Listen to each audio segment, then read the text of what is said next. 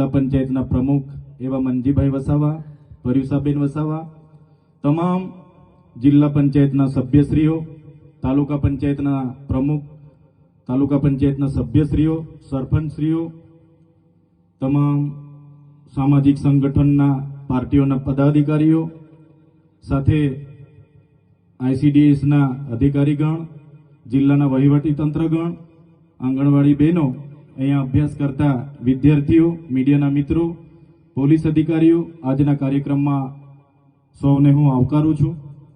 જે પ્રકારે આપણા વિસ્તારમાં શિક્ષણની જે ભૂખ હતી અને એ ભૂખ આ વિસ્તારમાં એકલવ્ય રેસિડેન્શિયલ મોડલ શાળા ચાલુ હતી ઘણા વર્ષોથી સાગબારા ખાતે ITIના મકાનમાં હતી અને સરકારને પણ બધાને પોતપોતાની જગ્યાએથી બધાએ પ્રયાસો કર્યા, રજૂઆતો કરી અને સરકારશ્રીએ ખૂબ સરસ માળખું સંકુલ અહીંયા આપણને બનાવી આપ્યું છે. અને બોયઝ અને ગર્લ્સ બંને 240ની કેપેસિટી વાળી 16 જેટલા ક્લાસરૂમ, લેબોરેટરી રૂમ, લાઇબ્રેરી, તમામ પ્રકારની સુવિધાઓથી સજ્જ આજે જ્યારે આપણને આપણા વિસ્તારમાં સંકુલ પૂરું પાડ્યું છે, આપણા વિદ્યાર્થીઓ, આવનારી પેઢીઓ અહીંથી ભણી ગણીને પોતાની કારકિર્દીનું નિર્માણ કરવાના છે, ત્યારે ગુજરાત સરકારના આ સાહસને અમે આવકારીએ છીએ, બિરદાવીએ છીએ. સાથે સાથે આપણી મધ્યે આજના આ પ્રસંગે ખુદ આદિજાતિના મિનિસ્ટર સાહેબ, મંત્રી સાહેબ ઉપસ્થિત છે, ત્યારે એમને પણ આપણે આવકારીએ છીએ. આગળ જ્યારે એમને મંત્રી પદ મળ્યું, મંત્રી થયા એના બાદ હું એમની સાથે રૂબરૂ 2 વખત મળ્યો. જઈએ છે, અમને પણ આવકારે છે, બેસાડે છે, સાંભળે છે. જે પણ આ વિસ્તારના પ્રશ્નો હોય, મેં શરૂઆતની મુલાકાત મંત્રી સાહેબ સાથે જે પોસ્ટ મેટ્રિક શિષ્યવૃત્તિની યોજના હતી 28/10/2024થી એક પરિપત્ર બહાર પાડીને એને જે પણ લોકો વેકેન્ટ કોટામાં હોય, મેનેજમેન્ટ કોટામાં હોય, એમના માટે બંધ કરી દી. ફરી એકવાર પરિપત્ર જૂનની 24મીએ થયો, પુનઃ ચાલુ કરવાની, બહાલી કરવાની સરકારે જાહેરાત તો કરી પણ એ પેન્ડિંગ હતી.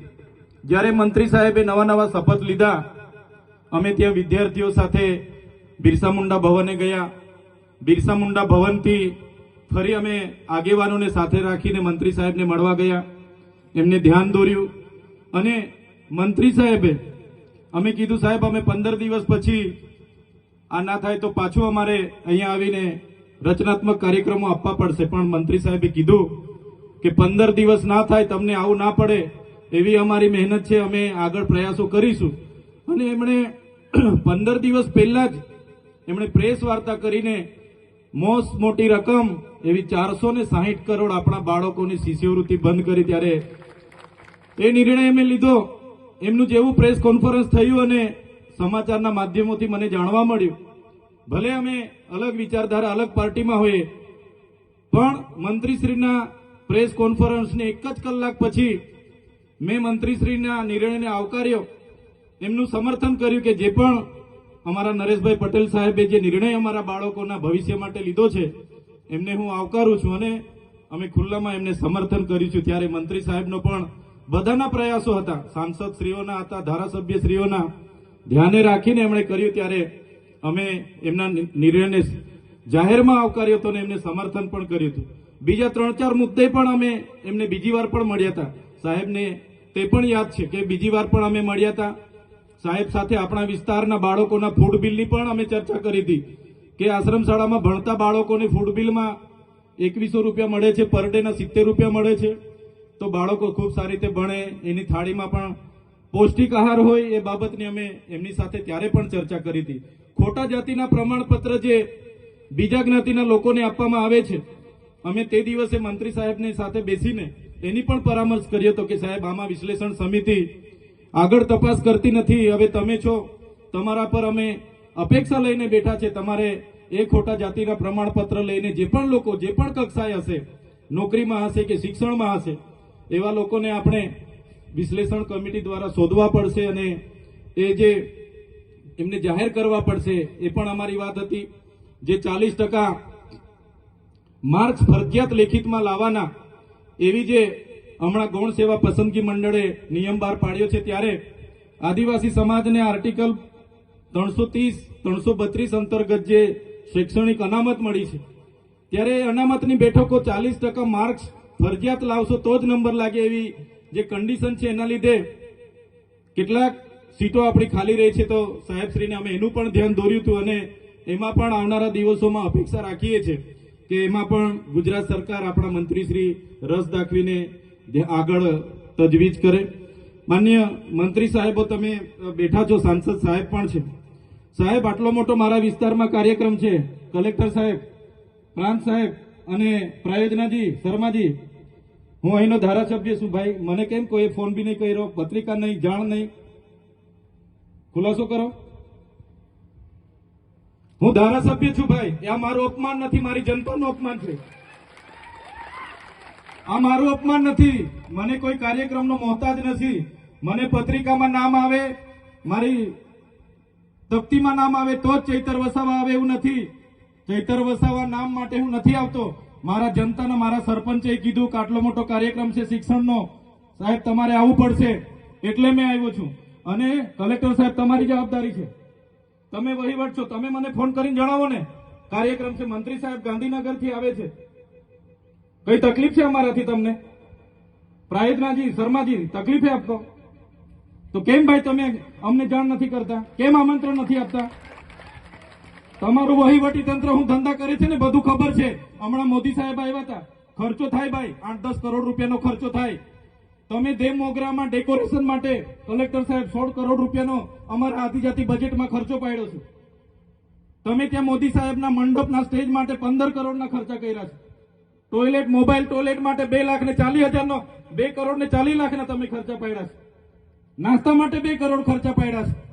તમે ડોમ માટે 2 કરોડ ખર્ચા પાડ્યા, ચા માટે 2 કરોડ ખર્ચા પાડ્યા, બસ માટે 2 કરોડ ને 71 લાખ રૂપિયાનો ખર્ચો પાડ્યો. કેમ? અમે સવાલ પૂછીએ એટલે તમને નડીએ છે? તમારા મનમાં ધુમાડો હોય તો કાઢી નાખજો ભાઈ. બરાબર છે, આ જનતાના ટેક્સના પગારે આપણે બધા છે.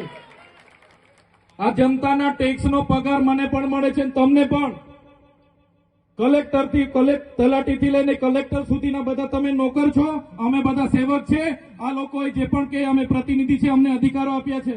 તમે અમને કેમ અહીંયા બોલાવ્યા નથી? ના સાહેબ, અમારે વિદ્યાર્થીઓ અમે કેવું પડે છે.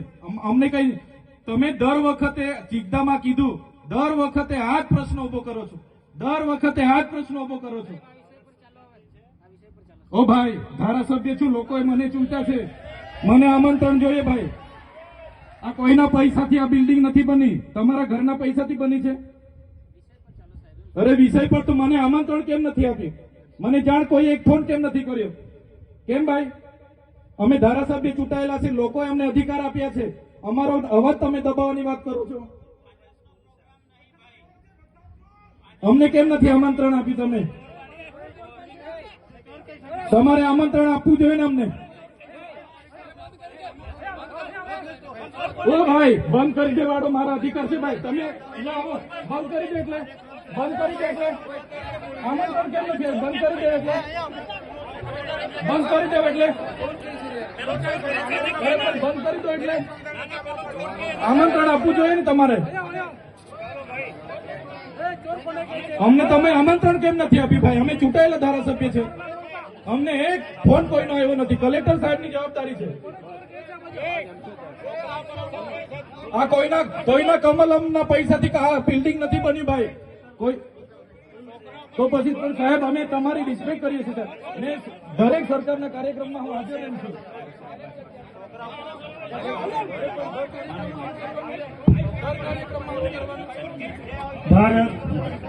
ભાઈ ચાલો શાંતિથી બેસી જાઓ, બધા બેસી જાઓ. એ ભાઈ બધા બેસી જાઓ, બધા બેસી જાઓ.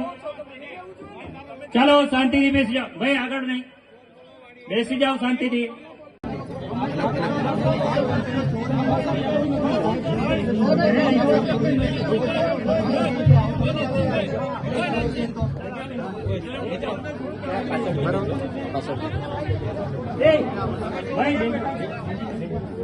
હાલો, આપણે શાંતિ રાખીએ છીએ ભાઈ. આ શિક્ષણ એ બધા માટે જરૂરી છે.